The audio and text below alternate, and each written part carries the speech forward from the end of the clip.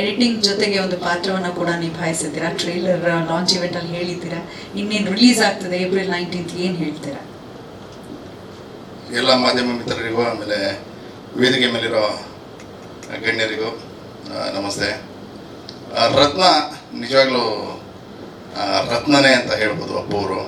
ಯಾಕಂದರೆ ಅವರ ಸಿನಿಮಾ ನಾವು ಕೆಲಸ ಮಾಡದೇ ಇರಬಹುದು, ಆದರೆ ಅವರಿರೋ ಸಿನಿಮಾದಲ್ಲಿ ಕೆಲಸ ಮಾಡ್ತಿದ್ದೀವಿ ಅನ್ನೋದು ಒಂದು ರೀತಿ ಖುಷಿಕರ ಸಂಗತಿ. ಇದೇ 19ನೇ ತಾರೀಕು ರಿಲೀಸ್ ಆಗ್ತಾ ಇದೆ.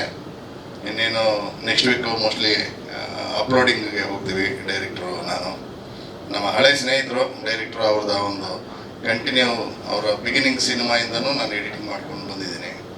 ಇಲ್ಲಿವರೆಗೂ ಮಾಡ್ತಾ ಇದ್ದೀನಿ, ಮುಂದೇನು ಮಾಡ್ತಾ ಇರ್ತೀನಿ ಅಲ್ವಾ? ಮಾಡ್ತಿದ್ದಾನೆ, ಇಲ್ಲಾಂದ್ರೆ ಆಮೇಲೆ ಕಿಡ್ನಾಪ್ ಮಾಡ್ಕೊಂಡು ಹೋಗ್ತೀನಿ. ಆಮೇಲೆ ಈ ವೇದಿಕೆ ಬಳಸ್ಕೊಂಡು ಒಂದು ಮಾತು ಹೇಳೋಕ್ಕೆ ಇಷ್ಟಪಡ್ತೀನಿ ನಾನು. ಈ ಸೋಷಿಯಲ್ ಮೀಡಿಯಾದಲ್ಲಿ ಅಶ್ವಿನಿ ಮೇಡಮ್ ಬಗ್ಗೆ ಕೆಲವು ಕಮೆಂಟ್ಸ್ಗಳೆಲ್ಲ ಹಾಕಿದ್ರು. ಯಾರ ಅಭಿಮಾನಿಯಾಗಿರಲಿ ಅಥವಾ ಅವರು ಫೇಕ್ ಅಭಿಮಾನಿ ಅಂತ ನನಗನ್ಸುತ್ತೆ. ಯಾಕಂದರೆ ಅವರವ್ರ ಅಭಿಮಾನಿ ಅವರವರು ಇರ್ತಾರೆ.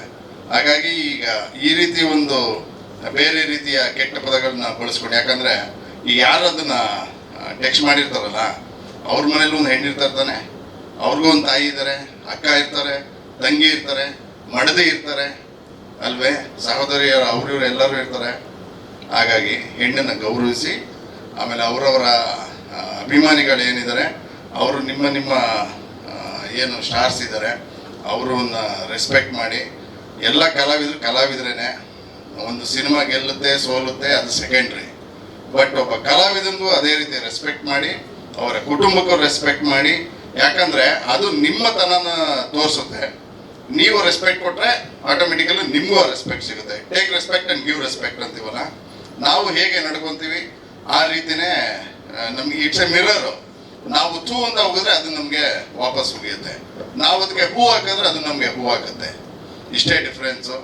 ಈ ಮುಖಾಂತರ ನಾನು ಇದನ್ನು ಹೇಳೋಕ್ಕೆ ಬಯಸಿದೆ, ಹಾಗಾಗಿ ಇದನ್ನು ಹೇಳ್ತಿದ್ದೀನಿ.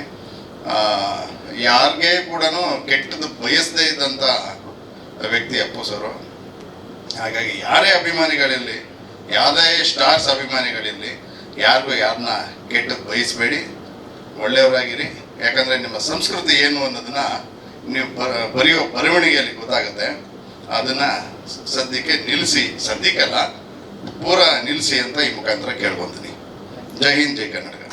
ಧನ್ಯವಾದಗಳು. ವಾಸ್ತವಕ್ಕೆ ಹತ್ತಿರವಾದಂತಹ ವಿಚಾರವನ್ನು ಹೇಳಿದ್ರು.